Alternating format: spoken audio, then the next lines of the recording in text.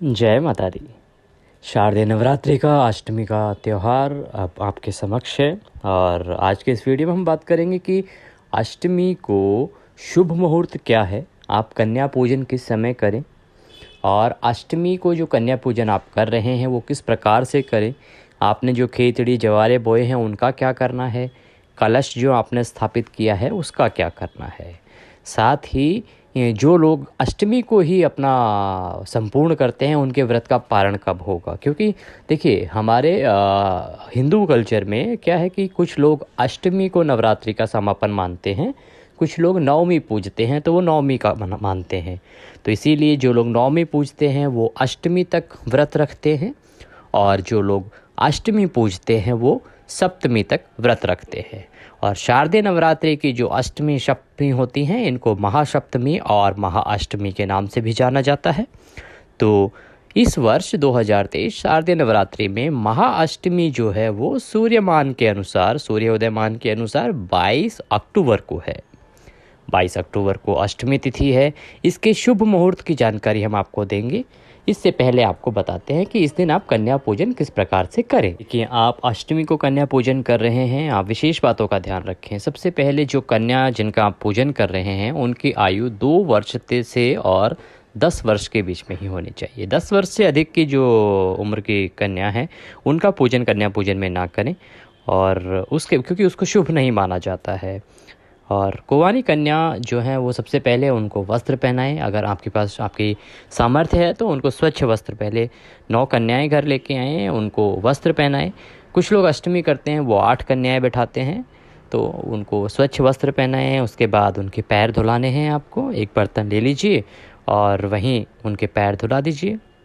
पैर धुलाने के बाद उनको पोंछिए और अगर हो सके तो उनको लाल रंग उनके पैरों पे लगाइए। जैसे आपने माता के बहुत सारे चित्र भी देखे होंगे उसी प्रकार से लाल रंग अगर संभव है लगवाना तो उनको लाल रंग लगाएं। फिर जो व्रती है जिसने नराते रखे हैं वो उनको टीका करें, रौली का टीका करें। रौली का टीका करने के बाद उनको मौली बांधेंगे। मौली बांधने के बाद उनको अक्षत अवश्य अर्पित करें, अक्षत लगाएं उनको।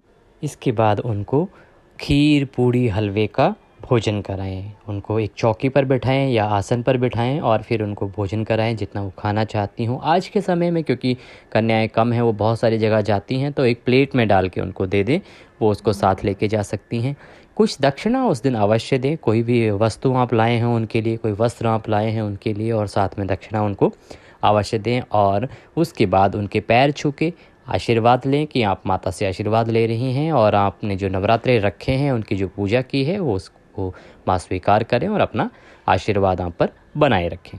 इस प्रकार कन्याओं का पूजन करें और उसके बाद अपने व्रत का पारण करें। से माता के आशीर्वाद से आपके सभी दुख दर्द दूर होंगे और माता की कृपा आप पर होगी। अब बात करते हैं कि अष्टमी को आप कन्या पूजन कब करें, इसका शुभ मुहूर्त क्या है। तो सुबह का मुहूर्त 7:51 से शुरू होगा और 7:51 से 10:41 तक आप कन्या पूजन करें। ये सब सर्वोत्तम समय है।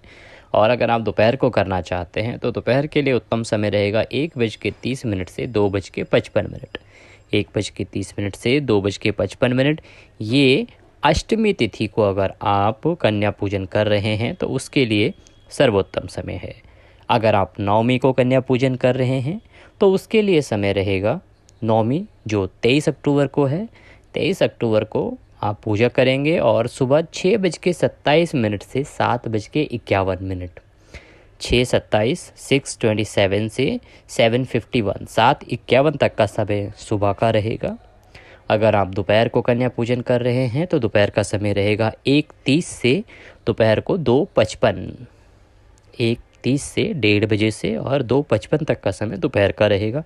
इस समय आप कन्या पूजन करें। विधान हमने आपको बता दिया है। अभी महत्वपूर्ण जानकारी कि आपने जो कलश स्थापित किया है या जवारे आपने बोए हैं उनका विसर्जन किस प्रकार से होगा। अब सबसे पहले सुबह उठ के अपने जो दैनिक पूजा पाठ है उसको करेंगे। दैनिक पूजा पाठ करने के बाद आपने कंजकें अगर पहले बिठा दी हैं और आपने हवन कर लिया है, पूजा कर ली है, कुछ लोग हवन करते हैं, आप हवन कर सकते हैं, हवन नहीं करते हैं तो कोई बात नहीं।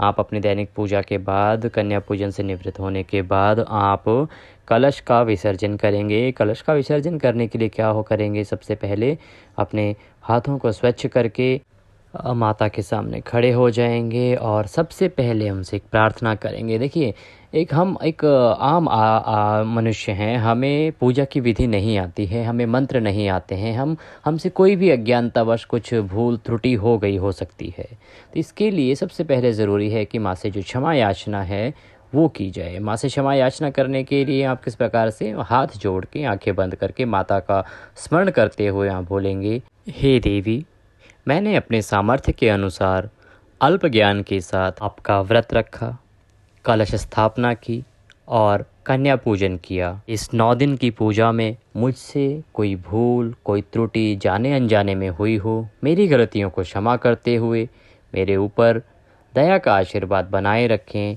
हम सब पर अपना आशीर्वाद बनाए रखते हुए हमारे घर में विराजमान रहें। माँ दुर्गा से क्षमा याचना मांगने के बाद 11 बार इस मंत्र का जाप करेंगे, 11 बार इस मंत्र का उच्चारण करेंगे। मंत्र बता देते हैं आपको। या देवी सर्वभूतेषु शांति रूपेण संस्थिता, नमस्तस्यै नमस्तस्यै नमस्तस्यै नमो नमः। या देवी सर्वभूतेषु शांति रूपेण संस्थिता, नमस्तस्यै नमस्तस्यै नमस्तस्यै नमो नमः। प्रार्थना के बाद आप कलश का विसर्जन आरंभ करेंगे। कलश का विसर्जन आरंभ करने के लिए सबसे पहले आप कलश के ऊपर रखे हुए नारियल को आराम से उठाएंगे।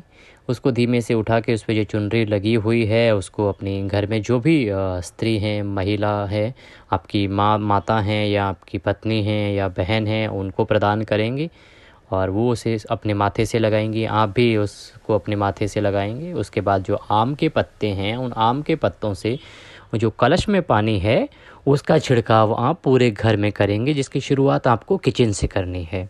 सबसे पहले शुरुआत करेंगे किचन से। किचन में सबसे पहले वो पानी का छिड़काव देंगे, बाकी फिर जितना भी आपका घर है वहाँ पे पानी का छिड़काव देना है। बाथरूम जो है, शौचालय जो है, वहाँ पे उस पानी को नहीं डालना है। जो बचा हुआ पानी होगा कलश में उसको आप किसी गमले में डाल दीजिए, किसी पौधे में डाल दीजिए। और नारियल पर तथा कलश पर जो आपने कलावा मौली जो बांधी थी उसको आप उससे खोल लीजिए। उसको खोल के आप या तो अपने हाथ में बांध सकते हैं या तो आप उसे, देखिए विधान है बहते पानी में डालने का, पर क्योंकि अभी स्वच्छता का ध्यान रखा जाता है, बहुत सारी नदियों में ये अलाउ नहीं होता विसर्जित करना या उनको प्रवाहित करना, तो इसके लिए सबसे उत्तम है कि कहीं आप मिट्टी में गाड़ दें। आपके पास गमला है तो आप उसमें भी गाड़ सकते हैं, क्योंकि ये सब चीज़ें नष्ट हो जाती हैं एक तरह से। अगर जैसे ही वो मिट्टी में कुछ समय दबी रहेंगी तो वो नष्ट हो जाएंगी। वो एक अपने आप में विसर्जन है और संपूर्ण विसर्जन है। ये धरती हम सब की माँ है, सब इस धरती से ही प्रकट हुए हैं, सब इस धरती से ही बने हैं, तो उनका विसर्जन आप पृथ्वी में करते हैं, उससे उत्तम कुछ नहीं है। मिट्टी में अगर आप विसर्जन करते हैं वो सर्वोत्तम है और उतना ही महत्व मिलता है जितना कि आपको स्वच्छ पानी में विसर्जित करने से मिलता है। तो अगर संभव हो तो ये सभी जो बची हुई चीज़ें हैं इनको किसी बहते हुए पानी में विसर्जित करें। अगर कहीं आपके पास ऐसा कोई स्रोत नहीं है जहाँ बहता हुआ पानी हो तो आप सबसे उत्तम है कि इसको आप मिट्टी में विसर्जित कर दें। इसके साथ ही आपने जो जवारे बोए थे उसका भी विसर्जन इसी प्रकार से होगा। आप उसमें से कुछ एक एक दो दो जवारे लें, वो अपने पर्स में रख सकते हैं। कुछ लोगों के यहाँ प्रथा है वो अपने कान पे लगा के रखते हैं कुछ समय के लिए देवी के आशीर्वाद के रूप में। सबसे उत्तम है कि आप उसको पर्स में रख लें और जो बाकी के बचे हुए जवारे हैं उन सबको भी आप विसर्जित करेंगे। जिस प्रकार से हमने कलश को विसर्जित किया है आप मिट्टी में विसर्जित कर सकते हैं, किसी मंदिर में रख के आ सकते हैं, वहाँ से अगर विसर्जन की सामग्री जाती है तो। और इस नवरात्रि की पूजा पाठ का जो भी बची हुई सामग्री है या जो भी इस्तेमाल हुई सामग्री है उस सभी का विसर्जन आपको करना है। साथ में उसको कभी भी जो आपका आम कचरा घर का होता है, कूड़ा होता है, उसमें नहीं फेंकना है, उसका विसर्जन होना चाहिए। या तो आप पृथ्वी में, धरती में, मिट्टी में विसर्जित करेंगे या आप प्रवाहित करेंगे या आप मंदिर में दे के आ सकते हैं कि ताकि वहाँ से जो बाकी का सामान जाता होगा विसर्जन के लिए उसमें आपका सामान भी चला जाएगा। तो इस प्रकार से नवरात्रि के जो सभी आपने पूजा की है, जो बचे हुए अवशेष हैं उनका विसर्जन करें, माता को प्रणाम करें और आपकी नवरात्रि की पूजा यहाँ पे समाप्त होती है। हमने आपको 9 दिन तक अलग अलग जो माँ के रूप थे उनकी पूजा विधि विधान से बताई, आपने उसको किया। माता का आशीर्वाद आप पर हम पर बना रहे और आपसे भी यही प्रार्थना है कि आप भी हमारे साथ जुड़े रहें और आगे आने वाले जो जीवन के जितने भी त्यौहार व्रत हैं उनकी सही जानकारी प्राप्त करते रहें और इसी प्रकार से पूजा पाठ करते रहें। आप सब पर हम पर माँ का आशीर्वाद बना रहे, इसी कामना के साथ इस वीडियो में अभी के लिए इतना ही। अगले वीडियो में फिर होगी आपसे मुलाकात, तब तक के लिए जय माता दी।